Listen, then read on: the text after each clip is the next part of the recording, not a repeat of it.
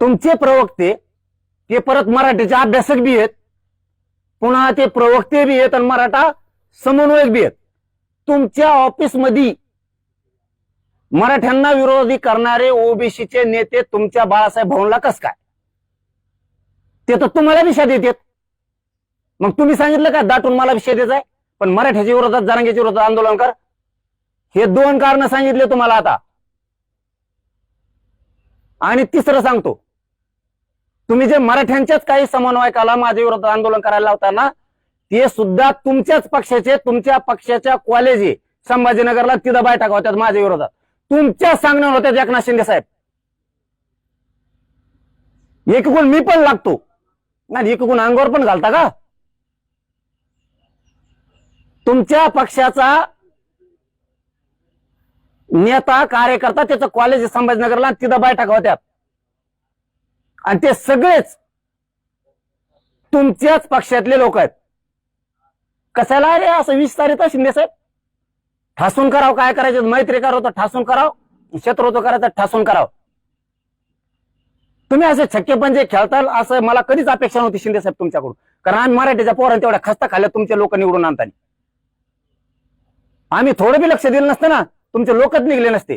तुमचा गद्दारीचा डाग पोसाला आम्ही मराठी आहेत. आमच्यावर ही वेळ येऊ देऊ नका उद्धव ठाकरे बरा म्हणायची, ती उद्धव ठाकरे साहेब बरा म्हणायची वेळ येऊ देऊ नका. कारण का आम्ही तेवढं रक्त झिजलंय, 1 रुपया घेतलेला नाही तुमचा, 1 रुपया.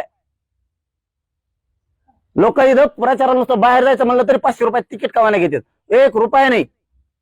विचारा उदय सामंत साहेबाच्या शब्दावरती. अरे ते माणसं बरे असे वाटायला लागले, ते उदय सामंत साहेब, शंभूराजे देसाई साहेब तुम्ही लीडर आहेत आणि आमच्या मराठ्यांचा माणूस म्हणून शिंदे साहेब तुम्हाला तळ हाताचा फोडवर घेतलाय आम्ही. आणि तुम्ही ओबीसीचे लोक आमच्या अंगावर घालता, आमच्या विरोधात आंदोलन बसवता. ते आंदोलन माझ्या विरोधात बसवायसाठी छत्रपती संभाजीनगरला तुमचा लीडर पक्षाचा तिथं बैठका घेतो त्या कॉलेजवर, आणि मग आता आंदोलन करणार माझ्या विरोधात. आणि ते शिंदे साहेबाचे लोक, आणि शिंदे साहेबाची प्रतिष्ठा वाढवायला फडणवीस साहेबापाशी आम्ही शिट निवडून आल्यावर तुमचं प्रतिष्ठा वाढेल ना. पहिल्यावर तुम्हाला विचारेन का कोणी दिल्लीत आणि त्याच्यात? ही उपकाराची परतफेड कराल का शिंदे साहेब तुम्ही? त्यांना बळ घुमरे साहेब देणार, परत ते शिरसाट साहेब देणार त्या बैठका घ्यायला. याच्या अगोदर सुद्धा मी 1.5 वर्षापूर्वी सांगितलं होतं, शिरसाट साहेब तुम्ही करताय ते चूक करताय. तुमच्या बंगल्यात बैठका झाल्यात आणि तुमच्या बैठका, त्या बंगल्यात बैठका घेऊन तुम्ही माझ्या विरोधात आंदोलन करायला लावायला लागलात. ही मला माहिती मिळाली आणि तुम्ही फोनवर म्हणलेलात मला इथून पुढे होणार नाही. होय, झालं ते झालं. मग आता हे खालचे 40 शिंदे साहेबाला माहित आहेत का नाहीत मला माहित नाही, पण आम्ही तुम्हालाच बोलणार, कारण आम्ही महाराष्ट्रातले मराठी तुमची इज्जत वाढवतोय. तुमचे न येणारे कानाकोपऱ्यातले सीट आमचे लोक निवडून आणतात आणि तुम्ही आता ही गेम करणार आमचा. आणि फडणवीस साहेबांनी तो मागा लावलाय, तो बावनकुळे. त्या बावनकुळ्यांनी इन्व्हेस्टमेंट करून पत्र दिलंय नोंदी रद्द करा म्हणून. मला हे दाखवायचं नव्हतं, मी लाड साहेबाला त्यावेळेस सांगितलं होतं की तुम्ही चांगले काम करा, असल्या खोड्या करू नका.